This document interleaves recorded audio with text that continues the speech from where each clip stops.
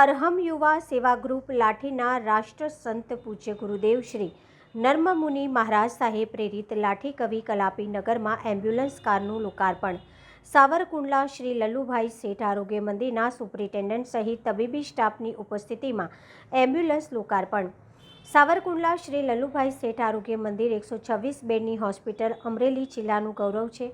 અહીં દરેક પ્રકારના નિષ્ણાત તબીબો મારફતે નિદાન અને સારવાર અદ્યતન મશીનો દ્વારા કરાય છે. સુપ્રિન્ટેન્ડન્ટ ડૉક્ટર પ્રકાશ કટારિયાએ વિવેક વિનયપૂર્વક વાણીથી પ્રાસંગિક પ્રવચન આપી લોકોને માહિતગાર કર્યા છે.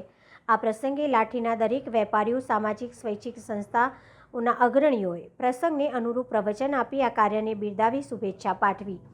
કોઈપણ દર્દી બીમાર પડે તો લાઠી એમ્બ્યુલન્સ દ્વારા સાવરકુંડલા સુધી ફ્રીમાં પહોંચાડી અને ત્યાં પણ ફ્રીમાં સારવાર મળશે.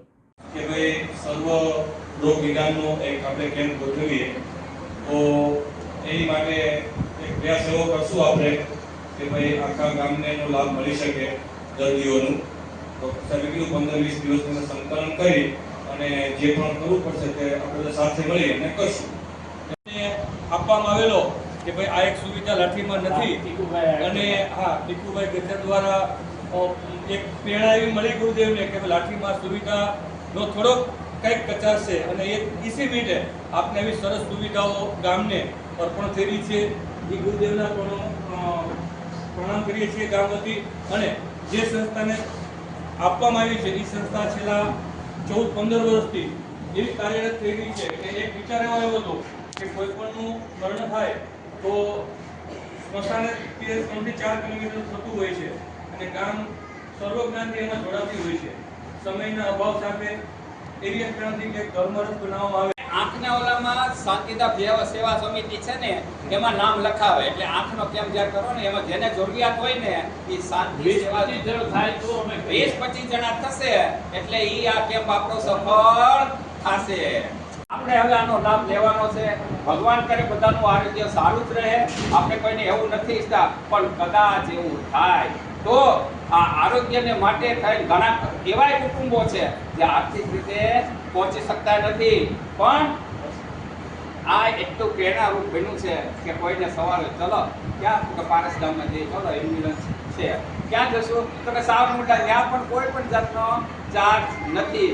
તો આ ખરેખર હું ખૂબ ગર્વ અનુભવું છું અને ગુરુદેવના ચરણોમાં વંદન કરી, સતીઓના ચરણમાં વંદન કરી ખૂબ પ્રેરણારૂપ આ કાર્યને ખૂબ બિરદાવું છું. ખૂબ શુભેચ્છા પાઠવું. અસ્તુ.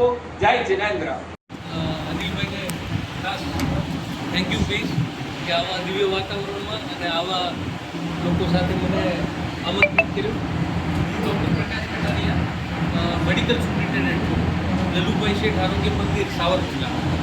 આ ટ્રસ્ટનું નામ છે વિદ્યાપીઠ ફાઉન્ડેશન અને આ ટ્રસ્ટ છેલ્લા 10 વર્ષથી કાર્યરત છે.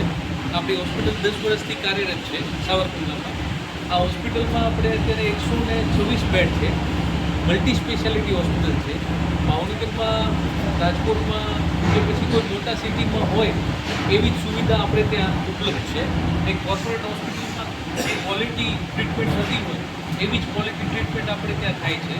હાલમાં જે વિભાગોની વાત કરું તો ત્યાં ઓર્થોપેડિક વિભાગ સામેલ છે. એમાં બધા પ્રકારના ઓર્થોપેડિક ઓપરેશન, ની રિપ્લેસમેન્ટ, હિપ રિપ્લેસમેન્ટ, આર્થ્રોસ્કોપી સર્જરી અને કોઈ પણ પ્રકારનું ફ્રેક્ચર છે એના ઓપરેશન થાય છે. જનરલ સર્જરીમાં બધા જ ઓપરેશન થાય છે જેમાં એપેન્ડિક્સ છે, હર્નિયા છે, પાઇલ્સ છે કે મોટા આંતરડાના ઓપરેશન છે.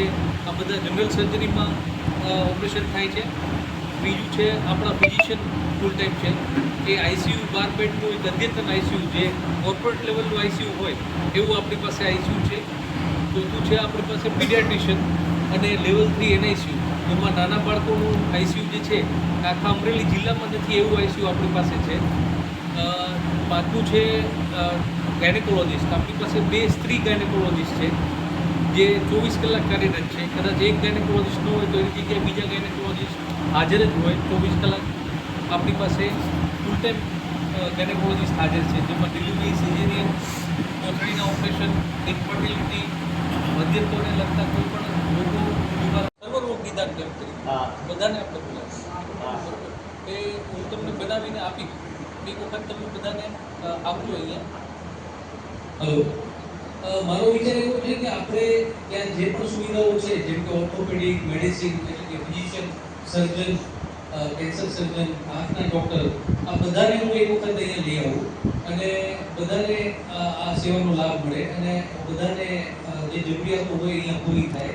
કે આપણે મને એવું લાગે છે કે 20 કે 25 દિવસનો સમય આપી અને આ કેમ્પ આપણે સર્વ વિધાન કેમ્પ કરશું અહીંયા. એટલે લાઠીના દર્દીઓને પણ ખબર પડે કે આપણે ત્યાં શું શું થાય છે. પણ ફરી કહું કે ત્યાં કોઈ પણ પ્રકારનો ચાર્જ નથી અને ત્યાં રહેવાનું જમવાનું પણ ફ્રી છે. એટલે આવા જરૂરિયાતવાળા દર્દીઓને સુધી અમે પહોંચી શકીએ આ એનો નમ્ર પ્રયાસ છે. Thank you.